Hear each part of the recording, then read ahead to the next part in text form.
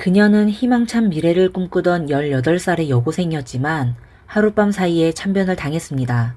경찰은 곧 수상한 백인 남성을 유력한 용의자로 지목했지만 광범위한 조사에도 불구하고 그 남자를 찾아내지 못했습니다. 피해자의 가장 친한 친구는 소셜미디어에 글을 올려 그녀를 애타게 찾았습니다.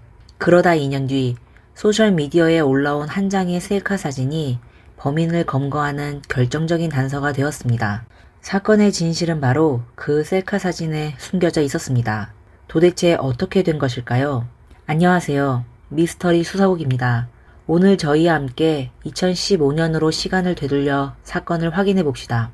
사스카툰은 캐나다 서스케처원주 중남부에 있는 서스케처원주에서 가장 큰 도시이자 역사가 짧은 젊은 도시입니다. 도시 이름은 현지에서 자라는 베리인 아말란치의 알리폴리아 사스카툰 베리에서 유래했습니다. 도시는 사스케처원 강 옆에 있어 넓은 초원과 아름다운 자연을 자랑하여 프레리의 파리라고도 불렸습니다.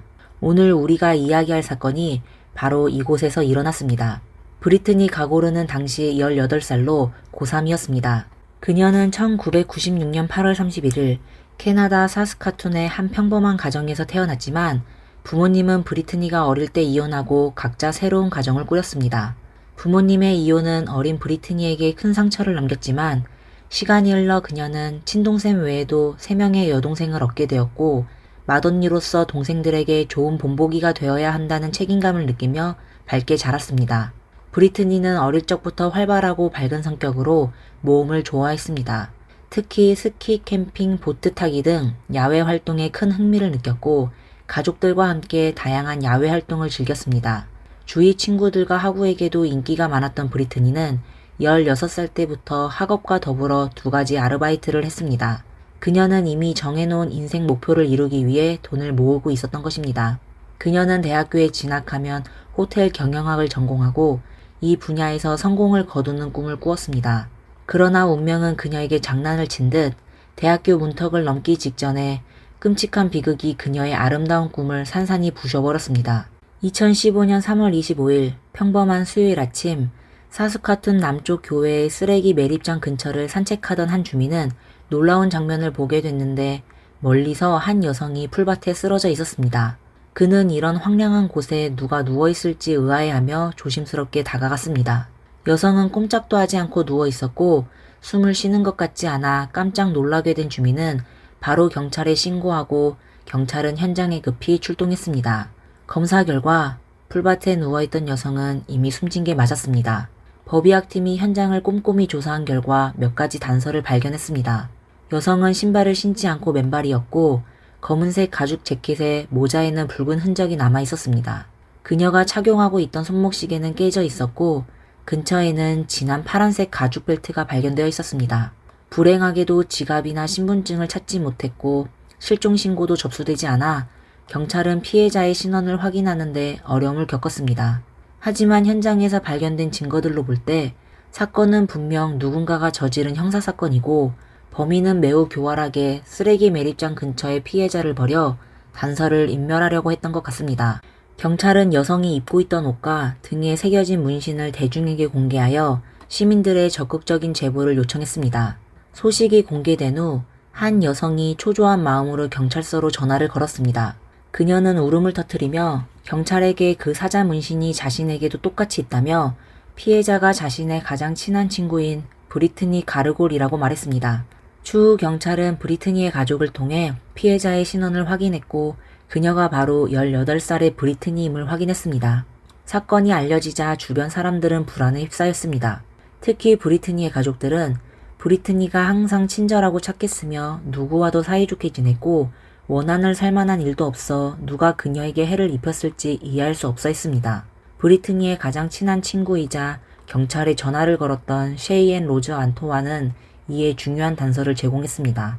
셰이앤은 브리트니보다 3살 위였고 두 사람은 오랜 친구로 어디를 가든 함께 다니며 마치 떨어질 수 없는 자매처럼 친했습니다.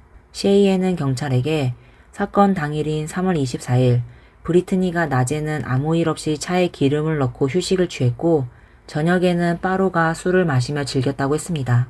셰이앤과 브리트니는 먼저 맨체스터 브루펍이라는 곳에서 맥주를 마셨고 이후 차를 타고 가족 모임에 참석했습니다. 그리고 뿐만 아니라 그녀들은 마지막으로 콜로니얼 펍 앤 그릴이라는 곳에서 술을 마셨습니다. 세 곳을 연달아 돌며 술을 마신 두 사람은 모두 많이 취했고 정신 상태가 몽롱했습니다. 셰이엔은 콜로니얼 펍 앤 그릴에서 어떤 백인 남성이 브리트니와 여러 번 건배를 나누며 친하게 지내는 모습이 흐릿하게 기억난다고 했습니다. 새벽 4시 셰이엔은 집으로 돌아가려고 했지만 아직 만족하지 못한 브리트니는 새로 만난 백인 남성과 함께 자리를 떴습니다. 브리트니는 떠나면서 실수로 셰이엔의 휴대폰을 들고 가 셰이엔은 브리트니와 연락할 수 없게 되었습니다. 집으로 돌아온 셰이엔은 브리트니와 연락이 닿지 않자 컴퓨터로 페이스북에 어디야 연락이 안 돼. 무사히 집에 도착했기를 사랑해 라는 글을 올렸습니다. 그 글이 공개 설정으로 되어 있어 누구든 쉽게 확인할 수 있었습니다. 또한 셰이엔의 삼촌도 셰이엔이 아침에 자신의 집에 왔다는 사실을 확인해 주었습니다. 경찰은 나중에 브리트니의 차량을 찾았고 차 안에서 셰이엔의 휴대폰을 발견했습니다. 휴대폰 위치 정보를 통해 새벽 4시 30분에 휴대폰이 술집 근처의 맥도날드에 있었던 것을 확인했습니다. 경찰은 셰이엔의 말이 사실이라고 판단하여 그녀가 말한 백인 남성을 강력한 용의자로 지목하게 되었습니다. 경찰은 그날 밤 콜로니얼 펍에 있었던 손님들과 직원들을 찾아 사건을 조사하기 시작했습니다. 하지만 이상하게도 모든 사람들은 브리트니와 함께 떠난 백인 남성에 대해 기억이 없다고 했습니다. 손님들은 취해서 기억이 가물가물했을 수도 있지만 바 직원들도 같은 말을 하니 아주 의심스러웠습니다. 더욱 이상한 것은 현장의 CCTV에도 그 의문의 백인 남성이 나타나지 않았다는 사실입니다. 이에 수사관들은 난감함에 빠지게 되었을 때 법의학 부서의 검사 결과가 나왔습니다. 브리트니는 목이 조여 질식으로 숨지게 된 것이고 범행 도구는 그녀 옆에 있던 벨트였습니다. 그녀 목에 남은 흔적은 벨트의 독특한 짜임새와 완벽하게 일치했습니다. 미스터리한 백인 남성을 찾기 위한 여러 차례 조사를 진행한 뒤 경찰은 그 백인 남성은 애초에 존재하지 않았고 셰이엔이 거짓말을 한 게 아닌지 의심하게 되었습니다. 셰이엔 로즈 완토아는 1993년 세스케처원의 평범한 가정에서 태어났지만 그녀의 어린 시절은 순탄하지 못했습니다. 세스케처원 지역은 당시 황량하고 낙후된 곳이었고 높은 실업률로 인해 많은 사람들이 술과 마약에 의존하며 힘든 삶을 살았습니다. 셰이엔의 부모도 그러한 환경에 영향을 받았는데 셰이엔이 어렸을 때 어머니가 세상을 떠났고 아버지는 그녀를 제대로 돌보지 못했습니다. 결국 셰이엔은 위탁 가정으로 보내졌는데 그곳에서도 학대를 당하고 몹쓸 집까지 당하게 되었습니다. 이러한 불행한 가정 환경과 성장 과정은 셰이엔을 문제아로 만들었습니다. 그녀는 12살 때부터 잦은 범죄를 저지르며 경찰서 단골이 되었고 19살이 되기까지 무려 54건의 범죄 기록을 쌓았습니다. 하지만 마음씨가 착한 브리트니는 셰이엔의 어두운 과거에도 불구하고 그녀를 진심으로 아끼고 셰이엔 또한 브리트니를 가장 의지할 수 있는 사람으로 여겼습니다. 두 사람은 마치 친자매처럼 늘 함께 다녔고 서로에게 힘이 되어주었습니다. 경찰은 셰이엔의 과거 범죄 기록을 보고 그녀가 거짓말을 했을 가능성을 의심했습니다. 그래서 그들은 다시 한번 셰이엔의 삼촌을 찾아가 진실을 캐묻기 시작했습니다. 경찰의 끈질긴 추궁에 삼촌은 결국 다른 이야기를 털어놓았습니다. 그는 셰이엔이 혼자 자신의 집에 왔다고 말하며 셰이엔이 브리트니와 함께 바에서 2명의 흑인을 만났고 함께 호텔로 가서 마약을 사용했는데 그 과정에서 다툼이 발생하였습니다. 그러다 셰이엔이 화장실을 갔다 왔을 뿐인데 브리트니는 침대에서 움직이지 않고 숨진 채 누워 있었는데 목에는 조인 흔적이 있었습니다. 더욱 놀라게 된 건 두 흑인은 그녀의 머리에 사격 도구를 대고 그녀에게 감히 경찰에 신고하면 가만두지 않겠다고 협박했습니다. 겁먹게 된 셰이엔은 감히 경찰에게 사실대로 진술하지 못하고 삼촌에게도 비밀을 지켜달라고 부탁했다고 덧붙였습니다. 이에 경찰은 셰이엔을 다시 한번 찾아가 신문하려고 했는데 마침 셰이엔은 이미 다른 사건으로 체포된 상태였습니다. 그녀는 경찰의 질문에 말을 얼버무리며 그날 밤에 무슨 일이 있었는지 끝내 밝히지 않았습니다. 그럼 어느 이야기가 진실일까요? 셰이엔 자체가 매우 의심스러워졌지만 그녀가 범죄에 가담했다는 증거는 찾지 못했습니다.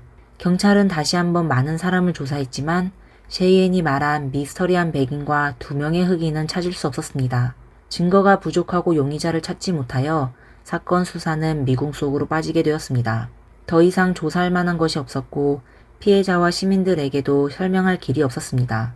이러한 답답한 상황 속에서 브리트니의 많은 친구들은 경찰에 실망하게 되어 그들은 스스로 탐정이 되어 조사를 시작했습니다.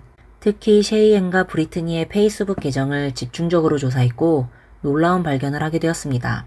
브리트니와 셰이엔이 함께 찍은 사진이 한 장 있었는데 브리트니가 세상을 떠나기 몇 시간 전에 올린 사진이었습니다. 9월 10일 로즈라는 이름의 사람이 긴 댓글을 남겼습니다. 이름이 셰이엔과 알파벳 하나 차이라 사람들은 셰이엔이 댓글을 남긴 것으로 추측했습니다. 댓글 내용은 별로 중요하지 않았습니다. 그저 브리트니를 추모하는 글이었습니다. 하지만 중요한 것은 이 사진이 친구들 사이에서 퍼져나간 겁니다. 그러다 한 세심한 경찰이 그 사진을 보며 놀라운 사실을 발견했습니다. 사진 왼쪽 아래 셰이엔 허리춤의 벨트 일부가 찍혀 있었는데 독특한 짜임새의 파란색 벨트였습니다. 경찰이 범죄 현장에서 벨트를 발견했다는 사실을 기억하시나요?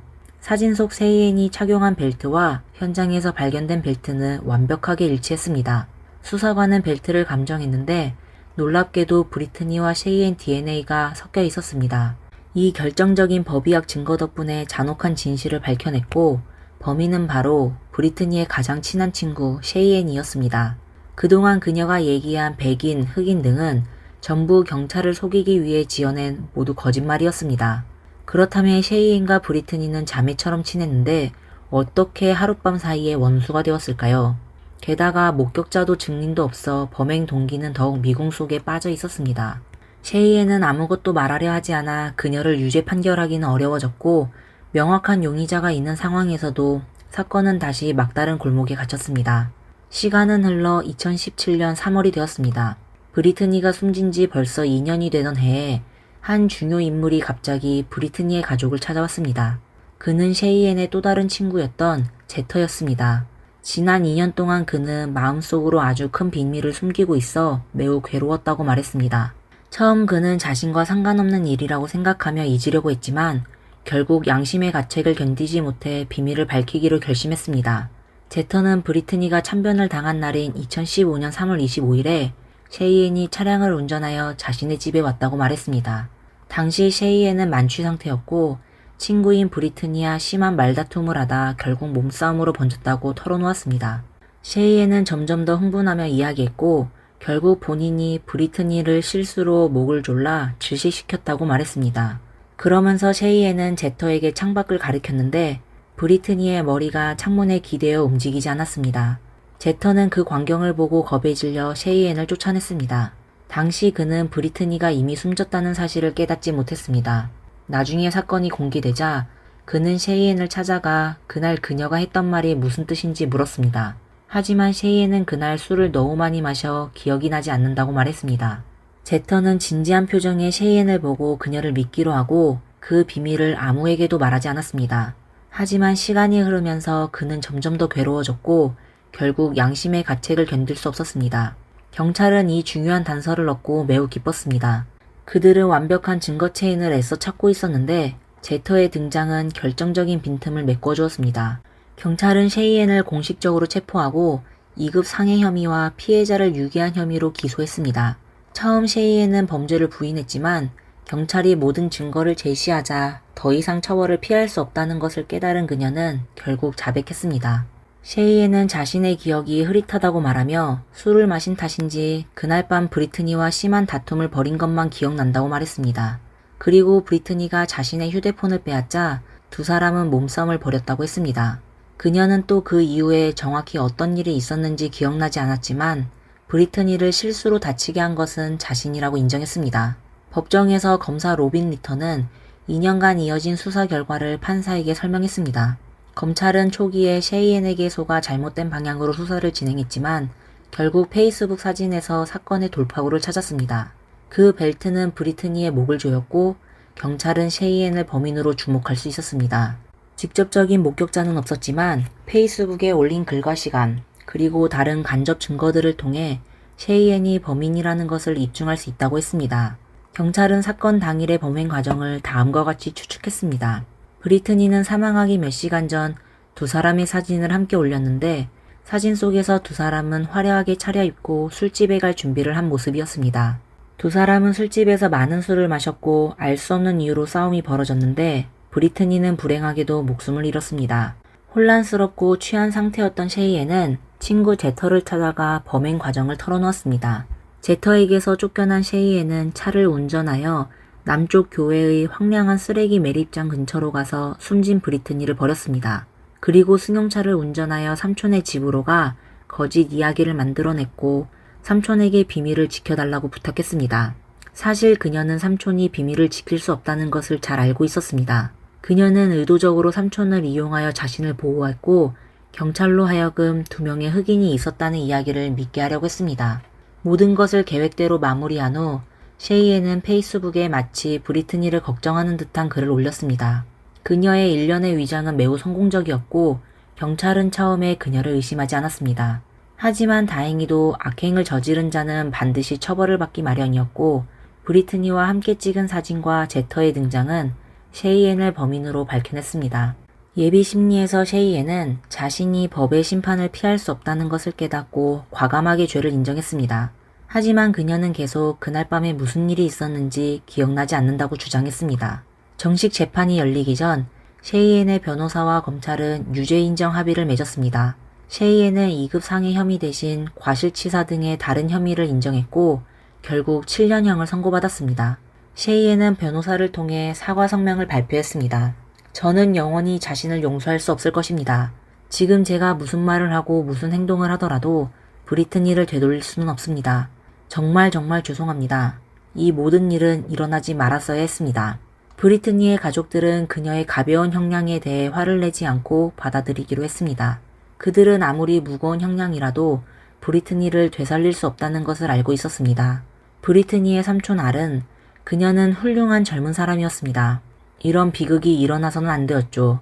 우리는 매일 그녀를 그리워하고 있습니다. 라고 말했습니다.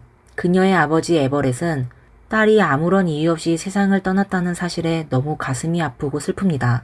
그녀의 인생은 시작하기 전에 갑자기 끝이 났고 제 삶도 완전히 바뀌게 되었습니다. 그녀가 너무나 그립습니다. 라고 말했습니다. 그녀의 계모 크리스티는 브리트니의 여동생이 앞으로 큰 죄책감과 슬픔에 시달릴 것입니다.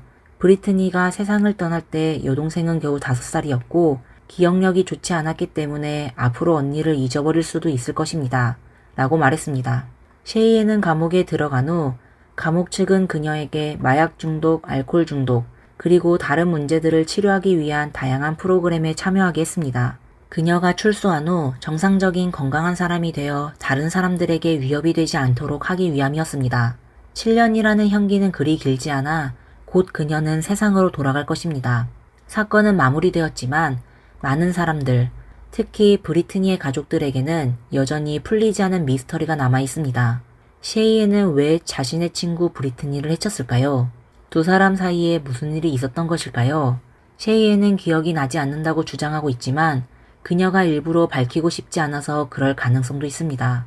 그들의 질문은 아마 미스터리로 남게 될 것이고 언젠가 셰이엔이 기억해낼 때까지 기다릴 수밖에 없습니다. 오늘의 이야기는 여기까지입니다. 저희 영상이 마음에 드셨다면 좋아요와 구독 부탁드립니다. 미스터리 수사국이었습니다. 다음 시간에 뵙겠습니다. 감사합니다.